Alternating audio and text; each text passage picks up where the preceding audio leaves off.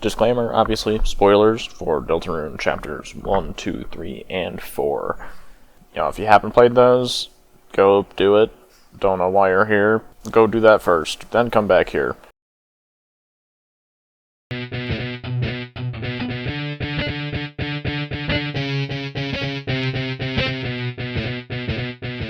So, you're probably wondering, Fish, why do you hate Ralsei? Is it just for the thumbnail? Is it just for the clickbait? No, that is my raw, unfiltered, legitimate opinion. You're probably saying, oh, but Ralsei is just a cute little silly boy. He's just a fluffy, lovable boy. And yes, that's one of the many reasons I hate him. He's introduced as just this cute little lovable boy. He's just a fluffy boy. But in truth, he's been telling us lies from the very beginning. Everything that's come out of this thing's mouth has been a lie, as far as we know. We can't trust anything this thing says. And he tries to play the pity game, constantly. Oh, I'm just a darkener, I'm not worth anything. Yeah, fuck you. So, Fish, you're throwing around a lot of accusations. You aren't really giving us any evidence. You're just accusing him of being a lying little prick. So, there's a few things I want to talk about. Primarily, Chapter 4. Suddenly, we find out that the entire prophecy that he told us about, he's memorized the entire thing. Yes, he told us his version, his quote-unquote summary.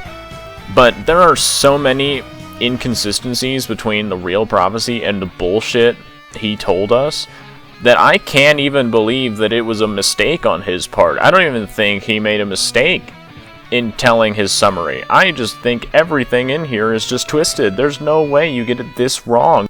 He simplifies our three heroes, where the prophecy describes our three heroes. The cage with human soul and parts. The second hero, the girl with hope crossed on her heart. The third hero, the prince alone in deepest dark. Sure, I'll give you a little bit of slack with the third one. Basically the same thing, but, I don't care. It's the first two heroes that I'm talking about. The part where he tells us that we are the heroes. Looks us dead in the eye and tells us we are the heroes. And that the heroes are a human, a monster, and a prince from the dark. Sure, the cage with human soul and parts could be called a human, I suppose, if you're really trying to simplify it. But, there's a lot more going on there that you might want to talk about, buddy. More importantly, a human, a monster, and a prince from the dark. Sorry, what was that second part? A monster? The girl with hope crossed on her heart? A monster? Yeah, sorry, where did you get that from? The only thing he tells us about the second hero isn't even said in the original prophecy. It doesn't even say this is a monster. This could be a human for all we know. This could be a fucking darkener for all we know. I realize the Deltarune, the symbol, depicts the three arrows that represent two lighteners and a darkener, but we don't know for sure that the prince alone in deepest dark couldn't be a lightener. We don't know that for sure. We have no way of knowing that. Not sure if I believe that entirely, but it definitely is a possibility that could be discussed down the road. But this asshole just pulls this out of his ass. Oh yeah, it's a monster. I did discuss this in the last video, but it didn't get into who I think the second hero is, which I guess I'll dive into as a mini-theory here. It's nothing new. It's Noelle is the second hero. The girl depicted under the second hero prophecy panel is in a robe or a dress, and she's wielding a sword. Susie can't equip swords, and she won't even wear ribbons, let alone a dress. Noelle, her Dark World form, is wearing a dress, and Noelle can equip a couple of swords. We know this from some of the data mining that's been done. Also, it can just be inferred by, if you go into the castle town, there is a thing you can make with that hammer guy. You can craft a twisted sword out of the thorn ring and a pure crystal. Seeing as it is made out of the thorn ring, I can only assume there's one person that could be wielding that weapon. point is, Noelle wields swords, Noelle wears a dress, Susie doesn't. This isn't a new theory. Noelle is the second hero, I believe. Ralsei has seen the prophecy. He's had time to memorize the entire prophecy. I can only assume it's reading it and seeing these visuals. He has the nerve to look us in the eye and tell us, knowing these 4 characters, the cage with human soul and parts, the girl with hope crossed on her heart, the prince alone in deepest dark, and last was the girl, at last was the girl. He has the nerve to look at these 4 things and tell us that Susie is the second one, and he doesn't even mention the 4th character. There's a 4th character that is clearly a major player, enough to be listed alongside the heroes, and he doesn't even mention it. Something tells me he knows damn well Susie isn't the second hero, and he's just pulling all this out of his ass. Gerson is telling us that Susie parallels the dragon in his book, which is a character described separately from the heroes. I've talked about this in the last video. She's not one of the heroes, I don't think. Ralsei knows this. And the thing that just gets on me more than anything is the whole, I know so many things, I don't know when to say them. I don't want to say them to worry you two, so I end up not saying anything about the rules of this world, about the prophecy, about what the prophecy says will happen. I didn't ask to know, but I do. I'm sorry if it creeps you out. I'm sorry if I don't tell you everything. It's just, sometimes, knowing things, it hurts.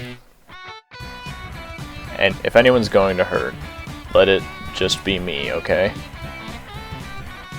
Yeah, shut the fuck up. I have never heard a dumber excuse for I'm hiding shit from you. Just trust me, I'm doing it for the better. It hurts to know things. I'm just hiding things because the truth hurts. I know so many things, it hurts to know things, so just let me take on that burden of bullshit. Fuck you. That is the most bullshit thing I've ever heard out of a fictional character.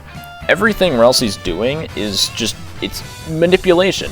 He's pulling the pity card. He's, oh, I'm just a little boy. I'm just an innocent little boy. I'm not worth anything. You shouldn't have feelings about me.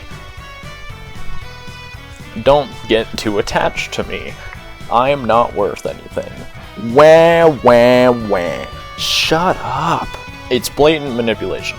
This is a classic manipulation tactic, and he's playing the fanbase like a damn fiddle. And on top of all this, throughout the entirety of Chapter 4, as if it wasn't bad enough, as if everything else in Chapter 4 wasn't bad enough, the entire chapter, he's treating Susie like garbage. No, I get the whole, yeah, just let me, I'm stressed out, let me run ahead and do everything for you so you don't see the end of the prophecy. Yada yada. Sure, whatever. Good excuse. Like, maybe. Sure. It's a good excuse for being stressed out and running ahead and acting weird. Acting weird and treating Susie like shit when she's trying to use the healing that you taught her. I don't understand it. It's just, it doesn't make any damn sense. He doesn't give Susie any credit for anything she does. She's trying. She's getting better at healing gradually. Genuinely. Gerson has to be the one to take up the teaching role and help her learn how to heal. Because Ralsei's just being a fucking prick. Oh, Susie, don't try to heal on your own. Let me do it. I'm better than you. Motherfucker, it was your idea to teach her healing in the first place. What is your deal? There's just a much, much better alternative as a support character in Noelle for a couple of reasons. Firstly, Susie and Noelle gotta be my 2 favorite characters so far, and just generally seem like the best 2 teammates to have. purely because they're open about everything. They're clearly not hiding things. And Noelle is just an objectively better healer. Not only does she have the same healing spell that Ralsei has, her Sleep Mist is just better than Ralsei's Pacify. Sure, it's double the TP, but it pacifies every tired enemy on the field rather than just one at a time. So if you're in a fight with, say, 3 enemies that they're all tired, with Ralsei, you'd have to use 16 TP for each individual one of those, whereas with Noelle, you use 32. And problem solved. Also, as of Chapter 3 and 4, we now have seen that even if we're doing a pacifist run, there are enemies that we will have to fight and do damage to, being in, like, the Knight and Titans, if those are going to become a regular thing.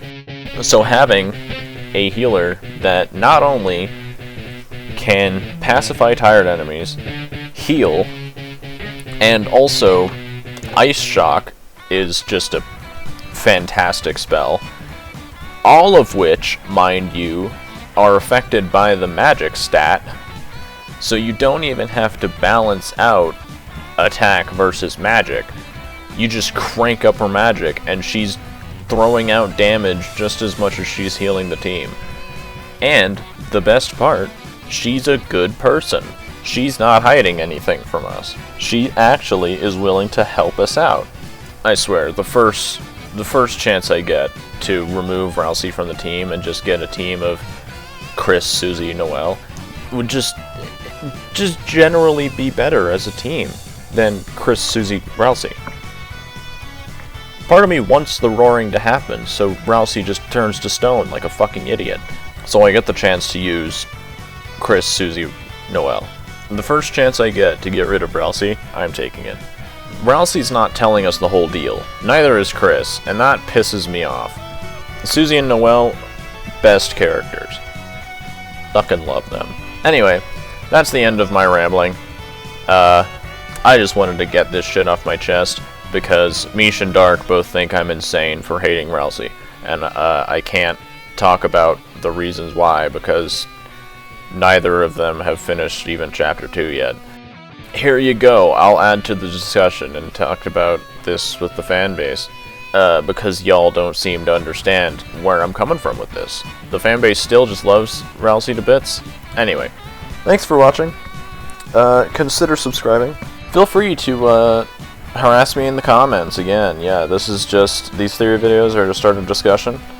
So please do start a discussion in the comments. I would love to talk to y'all. But with that, you all have a fantastic day.